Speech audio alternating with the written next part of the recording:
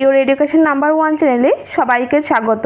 আজকে তোমাদের মূল বিষয় হচ্ছে দর্শন থেকে চারবাক দর্শনের কিছু শর্ট প্রশ্ন আলোচনা করব। 2 নম্বরের প্রশ্ন।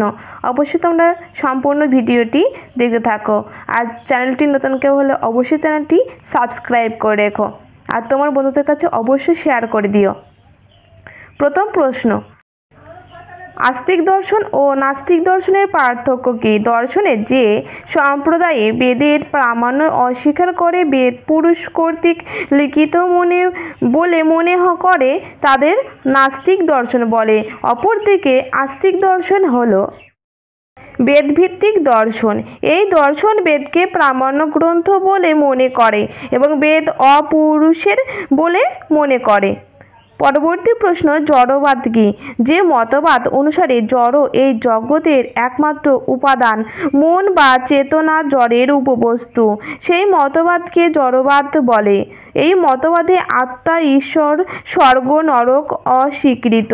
এই মতবাদ যান্ত্রিকতাবাদে বিশ্বাসী। পরবর্তী প্রশ্ন, চারবাক মতে আত্মা কী? চৈতন্য বৈশিষ্ট্য দেহই আত্মা। আত্মা দেহ ভিন্ন কোনো পদার্থ নয়। ক্ষিতি, অপ, তেজ ও মরুত এই চারটি মহাভূতের আকস্মিক সংমিশ্রণে যে জীব দেহ গঠিত হয়, তাতে চৈতন্য নামে একটা নতুন গুণের উন্মেষ হয়। চৈতন্য দেহের ধর্ম। চৈতন্য বিশিষ্ট দেহই আত্মা। পরবর্তী প্রশ্ন, চারবাক শব্দের অর্থ কী? চারু প্লাস বাক সমান চারবাক। চারু শব্দের অর্থ রম্য বা প্রিয়। দৈহিক সুখ সাধারণ মানুষের অত্যন্ত প্রিয় বা চারু। মতবাদটিতে দৈহিক সুখকে পুরুষার্থ বলে প্রচার করায় মতবাদটিকে চারবাক বলা হয়েছে। অনেকে বৃহস্পতিকে এই দর্শনের প্রবক্তা বলে মনে করেন। পরবর্তী প্রশ্ন, বেদ সম্বন্ধে চারবাকদের অভিমত কী?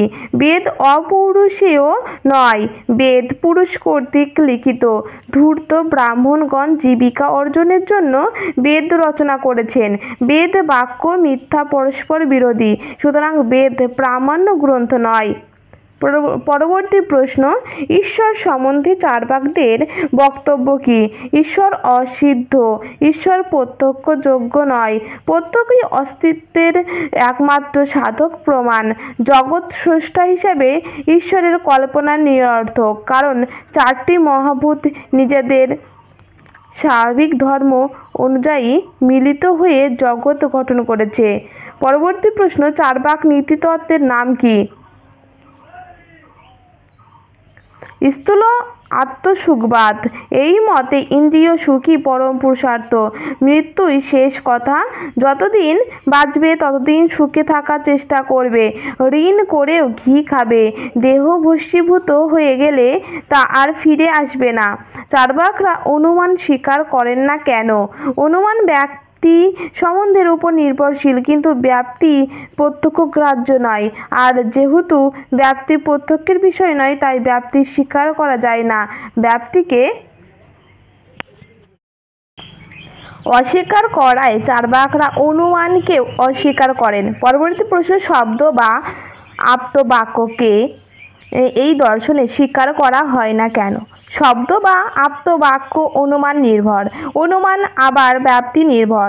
যেহেতু ব্যাপ্তিকে প্রত্যক্ষ করা যায় না, তাই অনুমানকে স্বীকার করা যায় না, এবং শব্দ অনুমান নির্ভর বলে শব্দ বা আপ্তবাক্যকেও প্রমাণ হিসেবে স্বীকার করা যায় না। পরবর্তী প্রশ্ন, চারবাকরা চৈতন্যের আবির্ভাব কিভাবে ব্যাখ্যা করেন?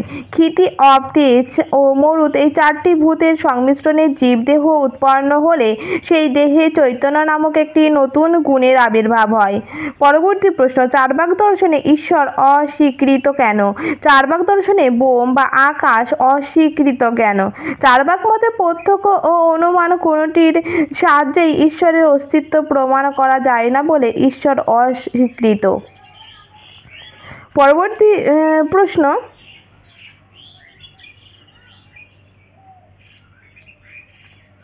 চারবাক মতে জগতের সৃষ্টি কিভাবে হয়? চারবাকরা মনে করেন যে ক্ষিতি, অপ, তেজ, মরুত এই চারটি মহাভূতের সমন্বয়ে এই জগৎ ও তার যাবতীয় বস্তু গঠিত হয়ে থাকে।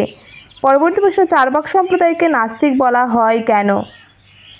চার্বাকগণ বেদের প্রামাণ্য স্বীকার করেন না, ঈশ্বরে বিশ্বাস করেন না, দেহাতিরিক্ত চিরন্তন আত্মা স্বীকার করেন না, এই জন্য চার্বাকদের নাস্তিক বলা হয়।